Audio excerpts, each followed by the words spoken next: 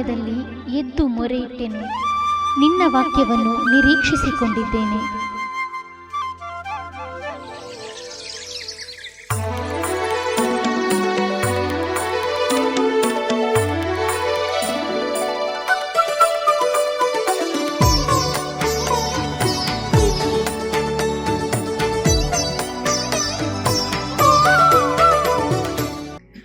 ಪ್ರೀತಿಯ big J T V ವೀಕ್ಷಕರೇ, ಮುಂಜಾನೆ ಮುತ್ತುಗಳು ಮಾರ್ನಿಂಗ್ ಪರ್ಲ್ ಈ ಒಂದು ಕಾರ್ಯಕ್ರಮದ ಮೂಲಕ ಪ್ರತಿ ಮುಂಜಾನೆ ನೀವು ವಾಕ್ಯದ ವಾಗ್ದಾನದ ಆಲೋಚನೆಯೊಂದಿಗೆ ದಿನಗಳನ್ನು ಆರಂಭಿಸ್ತಾ ಇದ್ದೀರಿ. ಈ ದಿವಸ ಈ ಮುಂಜಾನೆಯ ಮುತ್ತು ಈ ಕಾರ್ಯಕ್ರಮದ ಮೂಲಕವೂ ದೇವರು ನಿಮ್ಮ ಸಂಗಡ ಮಾತನಾಡ್ತಾನೆ. ದಿನವೆಲ್ಲ ನೀವು ದೇವರಿಗೆ ಯೋಗ್ಯರಾಗಿ ದೇವರ ಐಕ್ಯತೆಯಲ್ಲಿ, ದೇವರ ಸಾನ್ನಿಧ್ಯದಲ್ಲಿ, ದೈವಿಕವಾದಂಥ ಉದ್ದೇಶದಲ್ಲಿ ಜೀವಿಸಲು ದೇವರು ಕೃಪೆಯನ್ನು ನೀಡ್ತಾನೆ.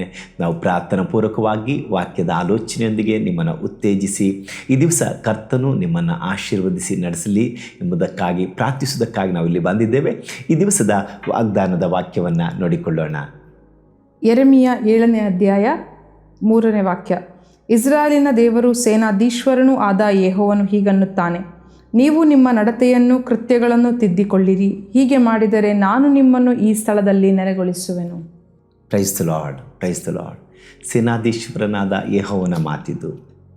ನೀವು ನಿಮ್ಮ ನಡತೆಗಳನ್ನು ತಿದ್ದಿಕೊಳ್ಳ್ರಿ, ನಿಮ್ಮ ನಡತೆಗಳನ್ನು ಕ್ರಮಪಡಿಸಿಕೊಳ್ಳ್ರಿ. ಯೆರೆಮೀಯನು ಬಹಳ ಸ್ಪಷ್ಟವಾಗಿ ನಿರಂತರವಾಗಿ ಇಸ್ರಾಯೇಲರಿಗೆ ನಡೆಯಬೇಕಾದ ಜೀವನ, ಅವರ ಜೀವನ ಶೈಲಿಗಳು ಎಲ್ಲಿ ತಪ್ಪಿದ್ದಾರೆ ಎಂಬುದನ್ನು ನಿರಂತರವಾಗಿ ಆತನು ದೇವರ ಸ್ವರವನ್ನು ಕೇಳಿ ಇಸ್ರಾಯೇಲರನ್ನ ಆತನು ಉತ್ತೇಜಿಸುತ್ತಾನಿದ್ದ. ಈ ದಿವಸ ನಮ್ಮನ್ನು ವೀಕ್ಷಿಸ್ತಿರುವಂಥ ಪ್ರಿಯರೇ, ಈ ದಿವಸವೂ ಕರ್ತನು ನಮ್ಮೆಲ್ಲರಿಂದ ಎದುರು ನೋಡುವಂಥದ್ದು. ನಾವು ಕರ್ತನಿಗೆ ಯೋಗ್ಯರಾಗಿ ನಡೆಯಬೇಕು, ನಮ್ಮನ್ನು ಕ್ರಮಪಡಿಸಿಕೊಳ್ಳಬೇಕು. ನಮ್ಮ ಎಲ್ಲ ಜೀವನದ ಭಾಗಗಳಲ್ಲಿ ಸಹ ಒಂದು ಕ್ರಮತೆ ಬೇಕು. ಯಾಕಂದರೆ ನೀವು ಆರಾಧಿಸುವ ದೇವರು ಪರಿಶುದ್ಧನಾದ ದೇವರು, ಆತನು ಕ್ರಮಭರಿತನಾದ ದೇವರು. ಆತನಲ್ಲಿ ಅಶಿಸ್ತು ಯಾವುದು ಇರೋದಕ್ಕೆ ಸಾಧ್ಯವಿಲ್ಲ. ಈ ದಿವಸ ನಮ್ಮ ಪ್ರಿಯರನ್ನು ಕರ್ತನು ತನಗೆ ಯೋಗ್ಯರಾಗಿ ನಡೆಸಲು ಸಹಾಯ ಮಾಡಲಿ. ಈ ವಾಕ್ಯ ನಾವೀಗ ಓದಿದಂಥ ವಾಕ್ಯ, ಇಡೀ ಚಾಪ್ಟರ್ ದೇವರ ಆಲಯದ ಬಗ್ಗೆ ಕುರಿತಾಗಿ ಮಾತನಾಡುತ್ತದೆ. ಸೊ ದೇವರ ಆಲಯವು ಪರಿಶುದ್ಧವಾಗಿದೆ. ಸೊ ಹೊಸ ಒಡಂಬಡಿಕೆಯಲ್ಲಿ ನಾವೇ ದೇವರ ಆಲಯವಾಗಿದ್ದೇವೆ. So God is a holy God. So ನಮ್ಮ ದೇವರು ಪರಿಶುದ್ಧನಾದ ದೇವರಾಗಿದ್ದಾನೆ, ಶಿಸ್ತುಬದ್ಧನಾದ ದೇವರಾಗಿದ್ದಾನೆ. ಸೊ ಈ ಇಬ್ರಿಯ 12:14 ಹೇಳ್ತದೆ, ವಿದೌಟ್ ಹೋಲಿನೆಸ್, ಸೊ ಪರಿಶುದ್ಧತೆ ಇಲ್ಲದೆ ದೇವರನ್ನು ನೋಡಲು ಸಾಧ್ಯವೇ ಇಲ್ಲ. So without holiness no one will see God. ಹಾಗೆ 1 ಪೇತ್ರ 1ನೇ ಅಧ್ಯಾಯ 16ನೇ ವಾಕ್ಯ ನಾವು ನೋಡೋದಾದರೆ, he who called is holy, you also be holy. So ನಾವು ನೋಡೋದಾದರೆ 1 ಪೇತ್ರ 1ನೇ ಅಧ್ಯಾಯ 16ನೇ ವಾಕ್ಯ, ನಾನು ಪರಿಶುದ್ಧನಾಗಿರುವುದರಿಂದ ನೀವು ಪರಿಶುದ್ಧರಾಗಬೇಕು. Hallelujah. So holiness is about being perfect. So ಪರಿಪೂರ್ಣವಾಗಿರುವಂಥದ್ದು, ಹಾಗೆ ದೇವರಿಗೆ ಒಳಗಾಗುವಂಥದ್ದೇ. So being surrendered to God. So until we purify our selves, ನಮ್ಮನ್ನೇ ನಾವು ಕ್ಲೀನ್ ಮಾಡದೆ, ಪ್ಯೂರಿಫೈ ಮಾಡದೆ, ಒಳ್ಳೆಯ ಕಾರ್ಯಗಳಿಂದ ನಿಮಿತ್ತವಾಗಲಿ ಅಥವಾ ದೇವರ ಸಹಾಯದೊಂದಿಗೆ ನಾವು ನಮ್ಮನ್ನು ಪರಿಶುದ್ಧಗೊಳಿಸದೆ, ನಮ್ಮ ಹೃದಯವನ್ನು ನಾವು ಶುದ್ಧೀಕರಿಸದೆ ದೇವರು ನಮ್ಮಲ್ಲಿ ಮೂವ್ ಮಾಡಲಿಕ್ಕೆ ಸಾಧ್ಯ ಇಲ್ಲ. So God can't move in us because there are lot of obstacles. ನಮ್ಮ ಮುಂದೆ ಅನೇಕ ಆಬ್ಸ್ಟೆಕಲ್ಸ್ಗಳನ್ನು ನಾವೇ ಹೊಡೆದಿಟ್ಕೊತೀವಿ. So God can't move in us. So for example ನಾನು ಕೊಡೋದಾದರೆ, ಈಗ ನಾವೊಬ್ಬರು ಮನೆಗೆ ಹೋಗ್ತೇವೆ, ಆ ಮನೆ ಇನ್ ಕೇಸ್ ಕ್ಲೀನಾಗಿ ಇರ್ದಿದ್ರೆ ಆ ಮನೆಯಲ್ಲಿ ಅಲ್ಲೆಲ್ಲಿ ಎಲ್ಲ ಬಿತ್ಕೊಂಡಿರ್ತದೆ, ವಾಸನೆ ಬರ್ತದೆ. ಸೊ ಆಗ ನಾವು ಆ ಮನೆಗೆ ನಮಗೆ ಸ್ಟೆಪ್ ಇಡಲಿಕ್ಕೆ ಚಾನ್ಸಸ್ಸೇ ಇಲ್ಲ, ಆಗೋದಿಲ್ಲ.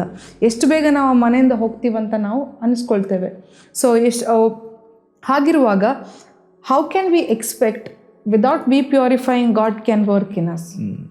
ಅದು ಸಾಧ್ಯವಿಲ್ಲ. ಸೊ ಹಾಗಾಗಿ ಒಂದು ಅನ್ಕ್ಲೀನ್ ಅಥವಾ ನಮ್ಮನ್ನೇ ನಾವು ಶುದ್ಧಿಗೊಳಿಸೋದು ಹೇಗೆ? ಸೊ ಅಶುದ್ಧತೆಯ ಹೇಗೆ ನಾವು ಆಗ್ಬೋದು? ಸೊ ಕೆಲವು ರೀಸನ್ಸ್ ನಾನು ಹೇಳಲಿಕ್ಕೆ ಬಯಸ್ತೇನೆ.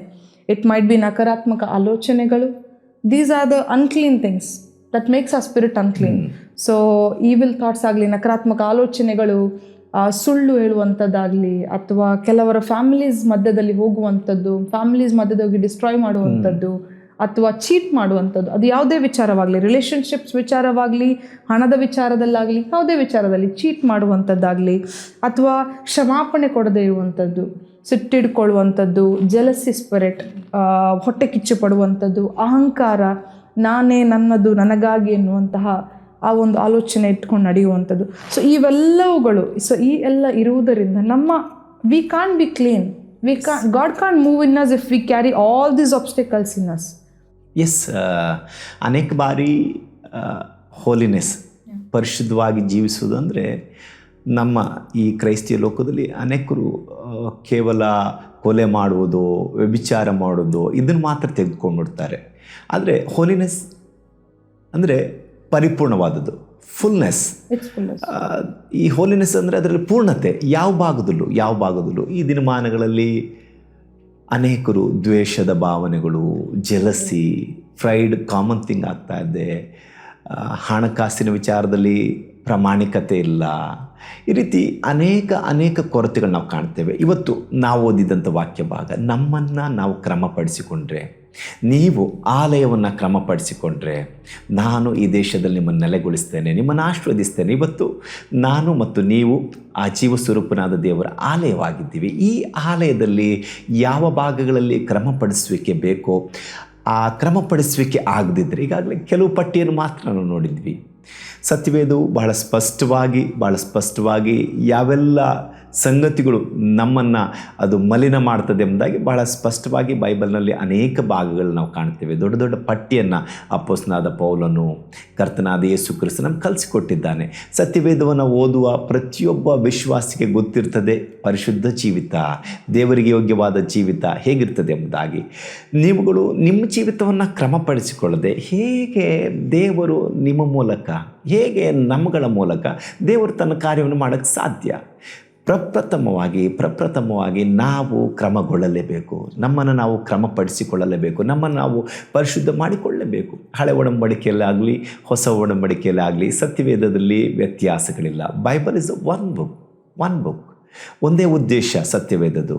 ಹಳೆ ಒಡಂಬಡಿಕೆಯಲ್ಲೂ ಸಹ ಅಷ್ಟೇ, ತಪ್ಪಿ ಹೋದಂಥ ತನ್ನ ಮಕ್ಕಳು ತಿರುಗಿ ಆತನ ಬಳಿಗೆ ಬರಬೇಕು. ಇಡೀ ಹಳೆ ಒಡಂಬಡಿಕೆಯಲ್ಲಿ ಆ ತಪ್ಪಿ ಹೋದ ಇಸ್ರಾಯೇಲರನ್ನು ಹುಡುಕಿ ಅವ್ರನ್ನ ಕ್ರಮಪಡಿಸಿ ತನಗೆ ಯೋಗ್ಯರಾಗಿ ಜೀವಿಸುವ ಜೀವಿತದ ಮಾರ್ಗದರ್ಶನವನ್ನು ಕರ್ತನು ನೀಡ್ತಾನೆ. ಹೊಸ ಒಡಂಬಡಿಕೆಯಲ್ಲಿ ಬರುವಾಗಲೂ ಅದನ್ನೇ ಕರ್ತನು ಮಾಡಿದ್ದಂಥದ್ದು. ಅದರಲ್ಲೂ ಹೊಸ ಒಡಂಬಡಿಕೆ ಇನ್ನೂ ಸಹ ಹಳೆ ಒಡಂಬಡಿಕೆ ಅಂತಲೂ ಬಹಳ ಗಾಂಭೀರ್ಯವಾಗಿದೆ. ಹಾಗಾಗಿ ಇವತ್ತು ಕರ್ತನ ಮಕ್ಕಳೇ, ನೀವು ಕರ್ತನ ಆಶೀರ್ವಾದ ಹೊಂದಿಕೊಳ್ಬೇಕಾ? ನಿಮ್ಮೆಲ್ಲ ಕೈ ಕೆಲಸಗಳಲ್ಲಿ ನೀವು ಸಫಲತೆಯನ್ನು ಕಾಣಬೇಕಾ? ನಿಮ್ಮ ಮನೆಯಲ್ಲಿ ಕರ್ತನ ಸಮಾಧಾನವಿರಬೇಕಾ?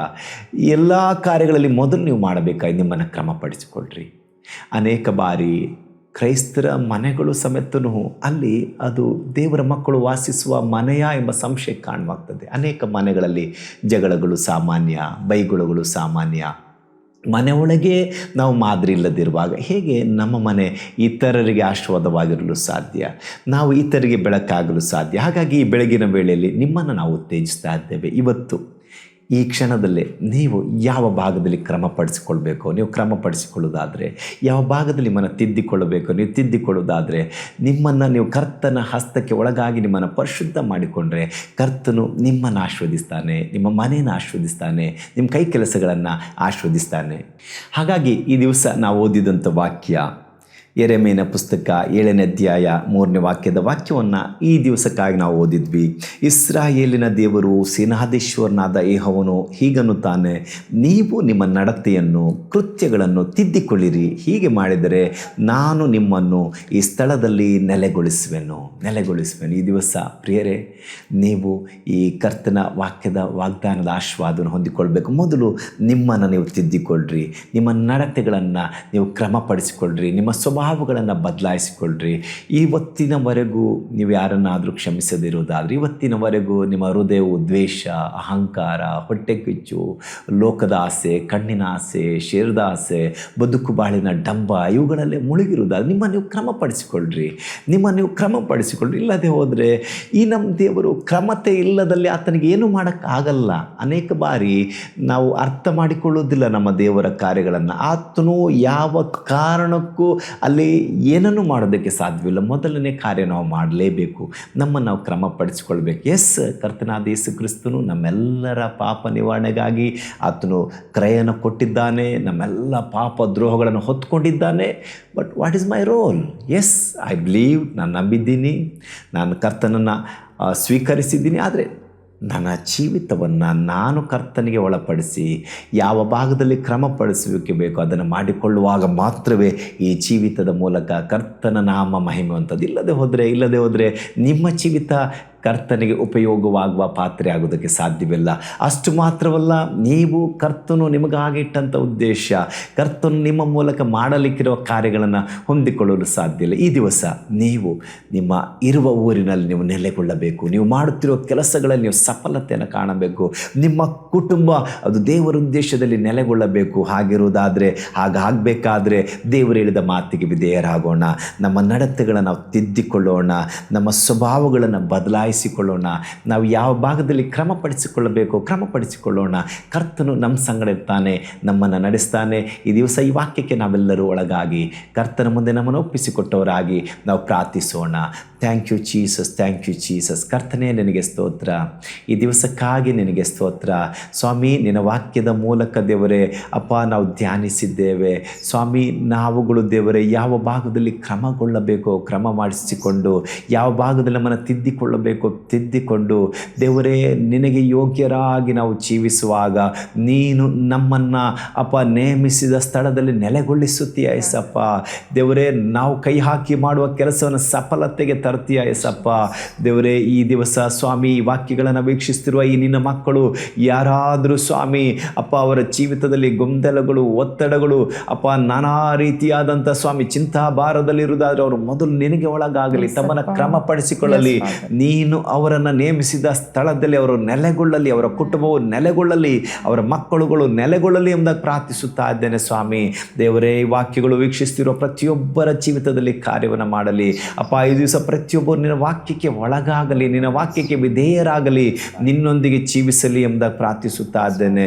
ದೇವರೇ ವೀಕ್ಷಿಸ್ತರು ಎಲ್ಲರೂ ನಾವು ಆಶೀರ್ವದಿಸ್ತಿದ್ದೀವಿ. ಈ ದಿವಸ ಇವರೆಲ್ಲ ಕೆಲಸ ಕಾರ್ಯಗಳನ್ನು ಆಶೀರ್ವದಿಸು.